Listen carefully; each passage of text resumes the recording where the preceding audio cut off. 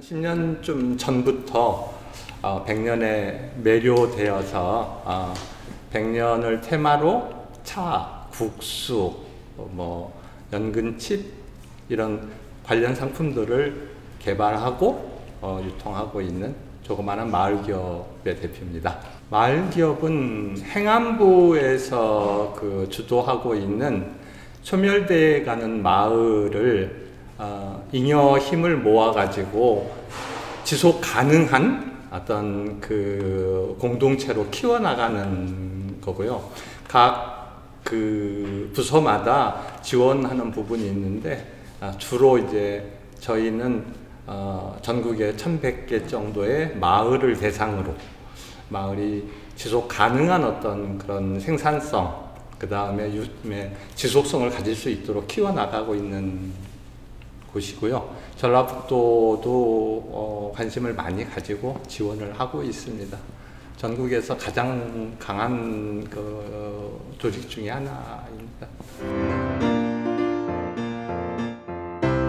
제가 고창이 태생이어서 5살 때 서울을 올라가 가지고 고등학교 때까지 서울에서 지내다가 이제 우연한 기회에 전북대로 와서 여기에 정착하게 됐죠. 벌써 45년 전 이야기가 됐는데 거기에서 축산학을 전공을 해서 꽤 큰 사업을 유지하고 있었어요. 근데 구제역, AI 이런 세계적인 어떤 질병들하고 연계되면서 사업의 문을 닫고 새로 준비하던 것 중에 하나가 이 마을기업이었고 100년에 관련된 사업이었어요. 그래서 100년을 테마로 키워서 우리 K푸드로 발전시키면 도움이 되겠다라고 시작을 해서 지금 10년차 됐는데 마치 열심히 움직이고 있다가 요즘 팬데믹 상황이 있으면서 조금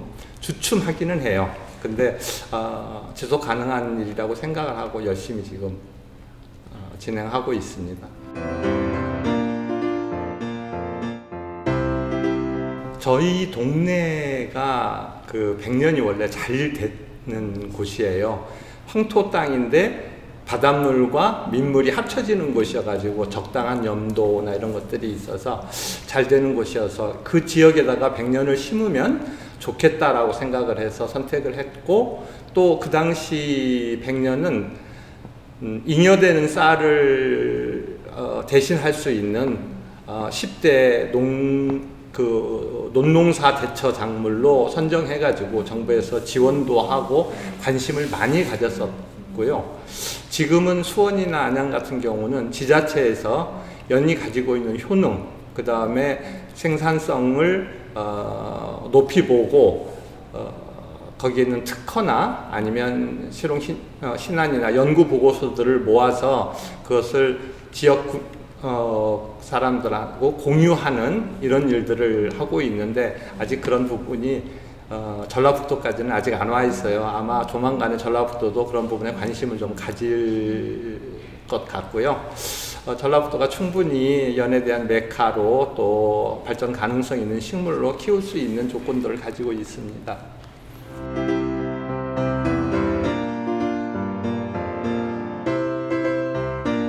연에 대한 기본적인 거는 연근이었죠. 그 전에 다른 것들은 별로 쓸 줄을 몰랐으니까요. 저도 연을 처음 심었을 때 연근을 생각을 했는데 저희들이 이제 연근을 보면서 연근은 수천 년 동안 써왔던 것이기 때문에 확장성이 한계가 있다라고 생각이 들어서 또 그때 마침 고창 선운사에 있는 무공스님하고 인연이 있어서 연잎을 1년에 한 8톤 정도 생산하면 그것으로 무엇을 만들면 좋을까 해서 처음 시작을 한 것이 연잎으로 만든 차였어요. 그래서 무공스님하고 같이 7번 직접 덮어가지고 그것을 이제 연잎에 갔던 차에다가 스님들이 좋아하는 회향이라고 하는 성분을 섞어서 마음을 편안하게 하고 편두통, 불면증 이런 것들을 막는 차로 만들어서 이제 유통을 하기 시작을 했고,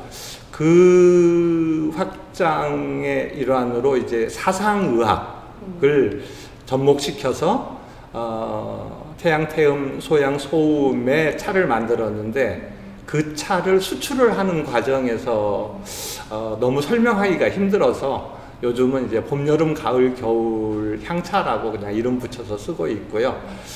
남원에 있는 허브 크러스트하고 연계해서 남원의 허브, 고창의 연, 그 다음에 생산기술은 전라북도 생물산업진흥원하고 같이 런칭해가지고 차를 만들고 있는 상황이고요. 지금 아마 우리나라에 연잎으로 차를 만드는 곳이 한 460군데 돼요. 근데 이제 그 중에 유일하게 식약청에서 잘 만들었다고 수상한 차고요. 그 다음에 히트 500이라고 중소기업이 만든 상품들 중에 선정하는 그런 과정이 있는데 히트 500에 올라있는 상품이고요. 조금 좀 특별한 것은 무카페인이고 무탄닌이어서 한번 몰딩을 하면 3일씩 들고 다녀도 그 맛이 떨궈지거나 아니면 맛이 변하지 않는 그런 특징이 있어서 차의 라이프 스타일을 바꾸는 그런 과정들을 지금 하고 있고요. 저희는 이제 연근에서 좀 확장시켜서 연잎, 그 다음에 연꽃, 더 나아가서는 이제 그것을 활용해서 연잎밥과 칩, 과자류까지 지금 키워나가고 있어요. 원래 이제 저희가 100년을 가지고 시작을 했었던 건 차예요. 선운 연잎 차라고 하는 4가지 형태의 연잎 차가 나오고요. 이제 그 차를 조금 변형시켜 가지고 편하게 드실 수 있는 보급형들 지금 생산하고 있고요. 이제 1년에 8톤 정도의 연잎을 생산하다 보니까 용도가 굉장히 많아져서 그것을 기반으로 해서 연잎을 발효시킨 물로 국수도 만들고요. 오방국수라고 해서 아마 인터넷에서 유명한 것 같은데 국수도 만들고, 그 다음에 그것을 싸서 왕가비법, 그 벌통에 3번 쪄가지고 마치 약식 먹는 것처럼 설탕이 하나도 들어가 있지 않은 상태에서 약식처럼 맛있는 왕가비법의 연잎밥도 만들고 있고요. 연근을 튀겨보면 딱딱한 그런 단점이 있거든요. 그것을 펌핑해 가지고 아주 부드럽고 그 감자칩보다 훨씬 맛있는 연근 칩도 만들고 뭐 이런 과정들을 통해서 K푸드를 통해서 이제 외국에 수출도 좀 하고 그러고 있는 형편입니다. 대학원에서 이제 창업학을 전공을 했습니다. 문화, 영상, 창업을 전공을 하다 보니까 새로운 상품 개발이나 이런 쪽에 관심이 많아서 그런 것들을 하기 위해서 사실은 사업체를 만든 것도 있고요. 거기에 관련되어 있는 상품들을 이제 개발하기 시작을 했어요.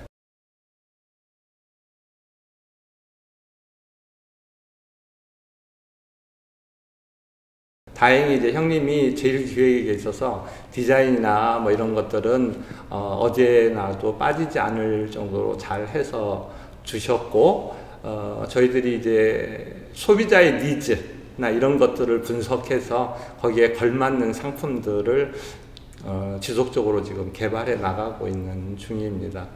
어느 회사든지 중소기업이 가지고 있는 가장 어려운 점이 판로 개척이거든요. 당연히 저희도 판로 개척 때문에 몹시 힘들어 하고 있는 것도 사실이에요. 근데 이제 저희 같은 경우는 틈새 시장이라고 보통 얘기하거든요. 그러니까 전라북도에 있는 쪽 중에서도 일반 하나로마트가 아닌 로컬푸드가 주 시장이고요. 그 다음에 저희가 만들고 있는 컵국수 같은 경우도 밀로 만드는 컵국수가 아니라 보리로 만드는 컵국수에서 서로 그 틈새 시장을 나누어서 다른 사람들이 잘 움직이지 않으면서 매력적인 어떤 그런 부분들을 찾으려고 노력을 하고 있고요. 이제 그렇지 않고 뭐 볼륨을 키운다고 얘기하면 어차피 대기업하고 싸움을 할 수밖에 없거든요. 그러면 가격을 낮춰야 되고, 가격을 낮추다 보면 회사의 존폐가 항상 문제가 되거든요. 그래서 지난 10년 동안을 견딜 수 있었던 힘은 남들이 잘 하지 않고 많이 팔리지 않더라도 고정 고객들이 좋아하고 찾을 수 있는 이런 상품들을 하나씩 만들었던 과정이 아니었는가라고 생각을 하고 있습니다. 일단 저희들이 박람회를 참석하는 첫 번째 이유는 제가 누구를 만나서 판매를 하려고, 가령 외국에 있는 사람을 판매를 하려고 그러면 그 사람하고 뭐 런칭을 하거나 아니면 찾아가거나 뭐 이렇게 해야 되는데, 일단 박람회가 되면 그 사람들과 저희가 한 자리에 모일 수 있거든요. 그러니까 홍보하는데 가장 쉽게 사람들을 만날 수 있는 자리고 저희 상품을 전달할 수 있는 자리거든요. 그래서 조금 무리가 되고 돈이 다 그만큼 이익이 생기지 않는다 하더라도 무리를 해서라도 좀 찾아가는 그런 형편이고요. 일단 이제 저희들 상품들을 보면은 이제 많은 사람들이 그래요. 아, 저 상품 내가 아는데 이렇게 얘기를 해요. 근데 직접 드셔보시거나 맛보고 나면 내가 알던 상품하고는 전혀 다르다는 이야기를 많이 해요. 연잎차 같은 경우에 이제 그 아주 싼 파우치로 들어가 있는 차를 이렇게 먹어보면 내가 좋다라고 생각을 해서 절이나 이런 데서 물건을 사요. 근데 집에 가서 끓여보면 물 비린내가 난다거나 아니면은 그 흙냄새가 난다거나 이런 것들이 왕왕이 있어서 한두 번 끓여 먹고 그냥 버리거나 그러거든요. 근데 저희 차는 딱 들여보고 내가 먹던 차하고 전혀 달라 하고 이제 관심을 가지고 다른 사람들한테 이제 좀 전해주고 선물하고 이런 것들이 굉장히 많아요. 그래서 가능하면 사람들을 만나서 직접 전달하는 이런 과정들을 거치고 있어요. 연에 대해서는 워낙 오래 그 식품으로 런칭이 되어 있어가지고 많은 사람들이 알아요. 연잎으로 만드는 음식이 있으면 음식점이 좀 고급화되는 그런 느낌들을 가지고 있거든요.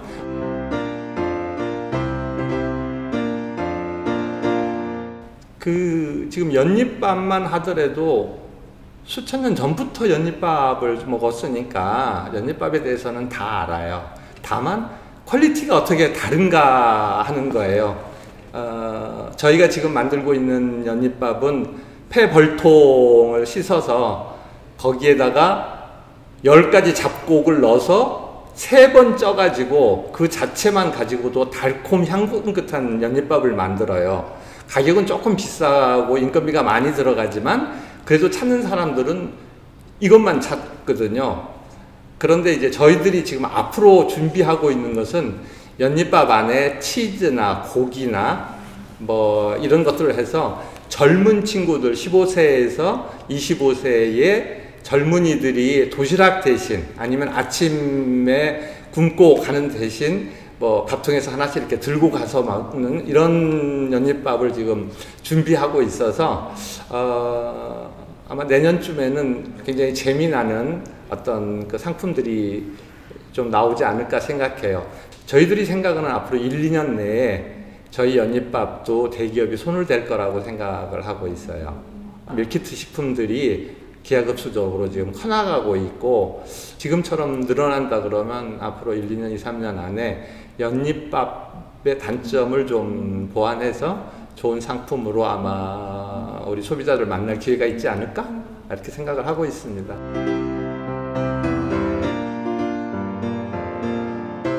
저희가 이제 식품을 만들고 있기 때문에 면류는 햇삽이라고 해가지고 그 위생 기준이 있어야 돼요. 식품 쪽에는 앞으로 뭐 3, 4년 안에는 모든 식품이 다 저렇게 해야 되지만 지금은 한 20, 30%의 식품에만 지금 허용되고 있는 거고요. 할랄이라고 하는 부분과 햇삽 이 두 가지는 저희들이 기본적으로 안정성을 위해서 가지고 가는 거예요. 그래서 상품을 하시는 분들한테 저 상품은 햇삽과 할랄을 획득한 상품이야 그러면 안정적이고 뭐 저기한 상품으로 인정을 받고 있고요. 저기에다가 이제 저희들 이제 무농약 상품의 인정을 지금 더 해서 받고 있고, 전라북도에서는 관광백선이라고 해서 도에서 지원하고 있는, 도에서 홍보하고 있는 선물 상품으로 선정되어 있는 그런 형편입니다. 제가 지난 10년 동안 만들어 난 수없이 많은 수없이 많은 기술적인 부분을 뒤를 이어줄 사람이 없다라고 하는 거예요. 좀 관심 있고 열의를 가지고 있는 사람이나 아니면 사회에 환원하고 싶은 그런 생각을 가지고 있고요. 이제 나이가 이제 67이니까 앞으로 한 75 될 때까지는 이 일을 즐거운 마음으로 진행해 나가리라고 생각하고, 상품을 판매하면서 조금 미진했었던 부분도 보완해 나가면서 아마 여기에서 생을 마감할 생각입니다. 그러면서 이제 조금 보완되는 부분, 그 다음에 후계자를 키워서 저보다 더 넓은 어떤 좋은 상품으로 개발할 수 있는 사람이 있으면 적극 지원하고 싶습니다.